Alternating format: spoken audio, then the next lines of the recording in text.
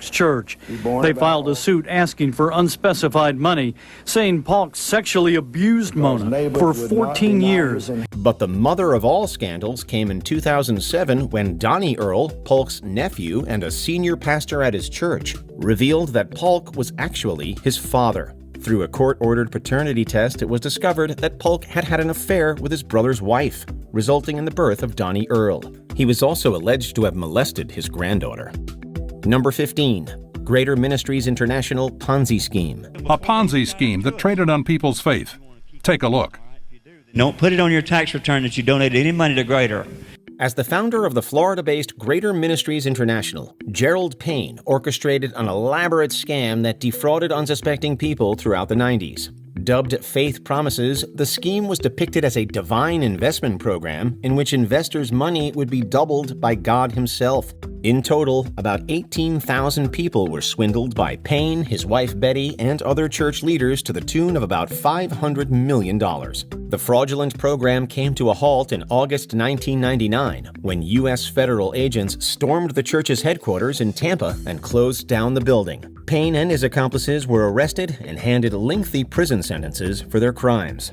The church would guarantee a 17% return. We don't promise you, the Lord does. Number 14. The Book of Abraham. I think of the process of converting a written foreign language into my own language, usually with the use of a dictionary. That doesn't seem to be what Joseph Smith is doing.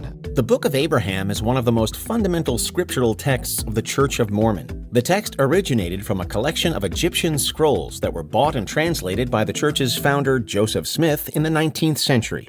Smith claimed that the book was an autobiographical account of Abraham's early life in Egypt. But almost as soon as it was published, the book became shrouded in controversy. Egyptologists have translated these papyrus fragments and determined that they don't directly relate to the Book of Abraham. Instead, they contain ancient Egyptian funerary texts. With some Egyptologists criticizing Smith's translation of the original text. They also accused him of reconstructing entire parts that had been damaged. The book sparked renewed criticism in the late 1960s, when parts of the scrolls purchased by Smith were discovered and found to be entirely different from his translated text. Abraham also shows us that our Heavenly Father loves all of his children. He wants us to know him. Number 13. Robert Tilton's prosperity gospel scandal. It's burning on the inside of you, and you need to make a vow of faith of $1,000. Oh, Bob, couldn't you say 25? No! The prosperity gospel is a belief in some Christian denominations that encourage followers to make monetary donations in exchange for God's favor. This doctrine has been widely criticized by Christian and non-Christian figures, and has even resulted in multiple financial scandals. Chief among them was Robert Tilton, a Texas preacher and televangelist who urged his audience to mail in hefty sums alongside their prayer requests. But Primetime obtained some of Tilton's financial documents. These are daily deposits, and based on these, Tilton's followers send his ministry conservatively $80 million a year. In 1991, an ABC News investigation into Tilton's ministry found that he only took out the cash and checks and threw away the prayer requests. Although Tilton initially denied this, he later owned up to it in a deposition. Tilton quickly lost most of his audience and eventually his TV program. Doesn't make any difference what time of the day it is. Call us right now at right now, real quickly, at 214-620-6200. Number 12. The Magdalene Laundries. Last year, the United Nations Committee Against Torture issued a scathing report calling for compensation for the victims of abuse and punishment for the perpetrators. In 2014, English actress Judi Dench received an Oscar nomination for her performance in Philomena. The film, based on true events, followed a single mother who was sent to work in a church-owned institution and forced to give her child up for adoption. Run by the Catholic Church, the real-life institutions, known as Magdalene Laundries, took in unwed mothers and other women thought to be morally wayward. Those so-called offenses could include having a child out of wedlock. And many young women consigned to the laundries were actually victims of abuse at home. They were then subjected to, in some cases, years of abuse and unpaid labor, practices which were supported by the state and church. In 2013, the government of Ireland offered a formal apology and set up a compensatory fund for victims of the laundries. Catholic representatives, however, still refuse to acknowledge the church's part in it. The women say the labor was relentless, injuries common. Very heavy work. If you weren't doing the sheets quick enough, they'd come over and hit you a box into the side of the face. Number 11, the Banco Ambrosiano scandal. Head of Italy's largest private bank. $1 billion in bad debts. Connected to the mafia, the Freemasons, and the heart of the Catholic Church. In the early 80s, a scandal broke involving the Catholic-owned Vatican Bank and another Italian bank called Banco Ambrosiano. In 1981, the chairman of Banco Ambrosiano, Roberto Calvi, was sentenced to 4 years in prison for illegal transactions he had carried out through the institution. While he was out on bail, the bank collapsed after it was discovered that it had accrued debts of over $1 billion.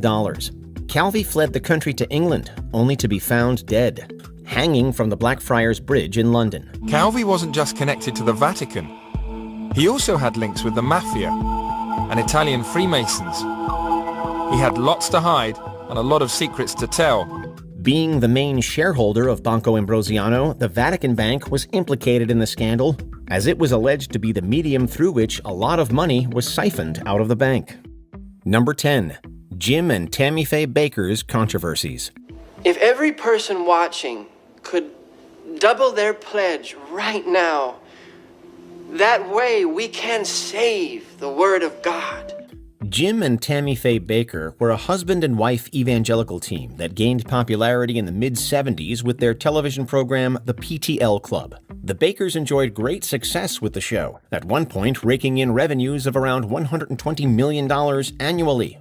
This all came crumbling down after it was revealed that $287,000 in hush money was paid to Jessica Hahn, a church secretary who accused Bakker of assaulting her years ago. Things took a turn for the worse when Jim was charged with defrauding his members of millions of dollars for memberships at Heritage USA, their religious theme park. He was sentenced to 45 years in prison, of which he served only 5. I did not handle my checkbook. I did not handle even my own finances. I was busy doing these things, and I neglected that. Number 9. Mother Teresa's motivations and charity scandal. This profane marriage between tawdry media hype and medieval superstition gave birth to an icon which few have since had the poor taste to question.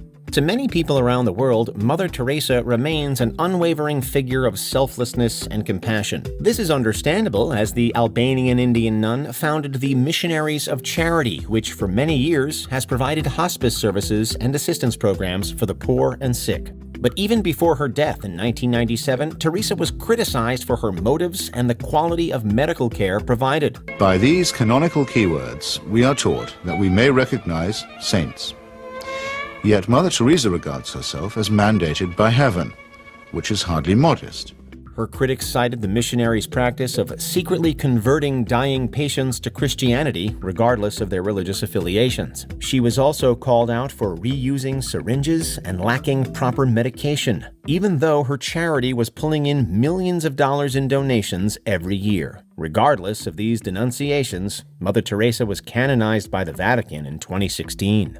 More than 100,000 worshippers packed into a sunny St. Peter's Square for the canonization of Mother Teresa. Number 8. Gilbert Dea abduction and trafficking scandal. Mary Dea at the time claiming the husband Gilbert Dea had powers to deliver miracles. The husband had run a church ministry in Nairobi where women unable to bear children were prayed for and in the process allegedly delivered. After leaving his home country of Kenya in the mid-1990s, this evangelist founded the Gilbert Dea Ministries in the United Kingdom. Dea and his wife Mary claimed to be able to grant infertile women miracle babies after praying for them. These women were made to travel to Kenya where the birthing process would take place. It was, however, discovered that these miracle babies were actually stolen from maternity hospitals in Nairobi and presented to unsuspecting women. Mary was arrested in Nairobi in 2004 and later sentenced to prison for stealing 2 babies. Dea was apprehended in the UK, and after a lengthy court battle, he was extradited to Kenya, where he is currently up against child trafficking charges. With Mary Dea behind bars, her husband was fighting extradition orders filed before a Nairobi court. A court in London ruled that Dea could not get a fair trial in Kenya. Number 7. Matsitsa Bapé scandal. But in some ultra-Orthodox communities, religious leaders, known as moyals, also engage in something controversial during the bris. The practice of male circumcision is an ancient rite in Jewish faith, dating back to the religion's foundation. In certain Orthodox communities, after taking off the foreskin, the moyal, or circumciser, sucks off the blood with his mouth before bandaging the area. People should just kind of be aware that there's, health issues that are involved, and you should really kind of check to make sure that the person who's doing it is healthy. This procedure, known as Matsitsa Bapé, came under fire after a number of New York infants were diagnosed with herpes. The disease was thought to be transmitted to the children by the moyal, reportedly leading to the deaths of 2 babies over an 11-year period. In response, the New York City Health Department passed a regulation mandating that all parents be informed of the risks and sign a consent form before proceeding with the ritual. Were you shocked when Rabbi Fisher told you that? Shocked is an understatement. It's unbelievable that this goes on. Number 6. Creflo Dollar, Gulfstream jet, and domestic violence scandals. In which way is this jet important for your ministry? Well, in order for me to do what I've been called to do, the airlines, they don't fly my schedule. Known for his extravagant suits, luxury cars, and lavish homes, Creflo Dollar really goes out of his way to embody his last name. The Atlanta-based Televangelists has caused quite a stir for his acceptance and preaching of the prosperity gospel. The outreach ministry of World Changers Church is not what draws the criticism. It is Creflo Dollar's beliefs about prosperity. In 2015, Dollar was heavily criticized for soliciting donations to buy a luxury $60 million Gulfstream private jet. According to him, the plane was necessary to spread the gospel worldwide. Prior to that, in 2012, Dollar was accused of getting physical with his teenage daughter. He was arrested and charged with battery, but the charges were later dropped after he completed a mandatory anger management course. Anything you want to say to your congregation? No, sir.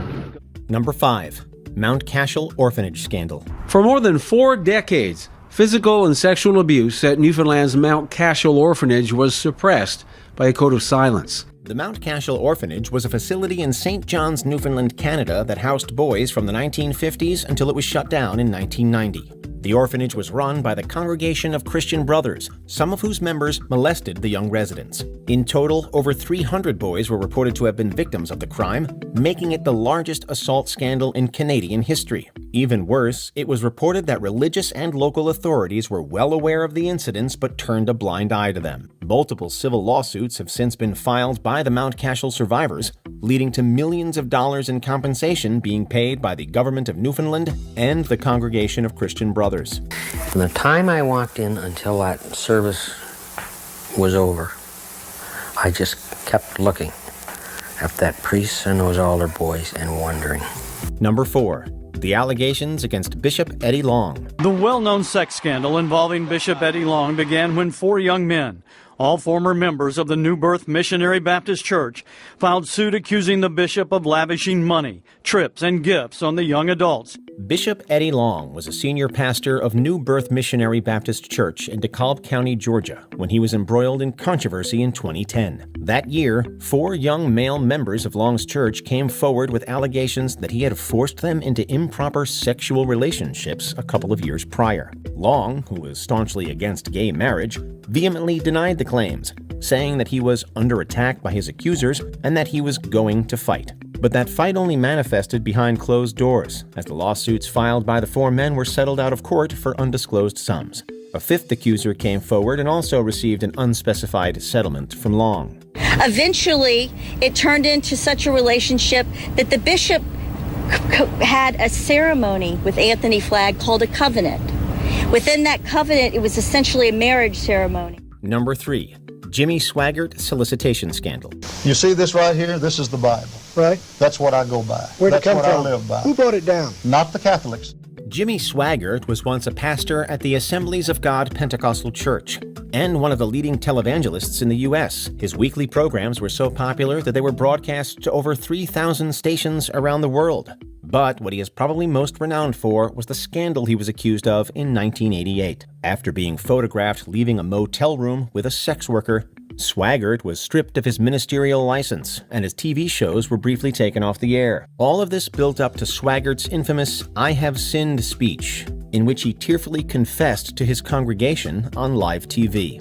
I have sinned against you, my Lord. The Louisiana preacher went on to establish his own independent ministry. Number 2. Vatican leaks scandal. Was a cloak and dagger operation with meetings between Nuzzi and the butler in public squares, conversations only by public telephones. In 2012, a series of confidential Catholic Church documents were released to the public in what became known as the Vatican leaks scandal. It all began with the publication of a letter written by the then Secretary of the Vatican Finance and Management Committee, alleging misappropriation of funds within the committee. That, they believe, proves he is the source of a flood of leaks to Italian newspapers that have embarrassed the Pope and exposed a poisonous atmosphere behind the ancient walls of the Vatican. Things worsened when Italian journalist Gianluigi Nuzzi released a book containing more confidential letters from Pope Benedict XVI's desk. These letters exposed alleged financial corruption and abuse of power within the Vatican. The final nail in the coffin was an internal investigation that revealed the blackmail of gay clergymen by church outsiders. Pope Benedict ultimately resigned from his position in 2013, the first papal resignation in 700 years. But the Vatican's police eventually figured out the butler did it. He was charged with stealing documents and sentenced to 18 months in Vatican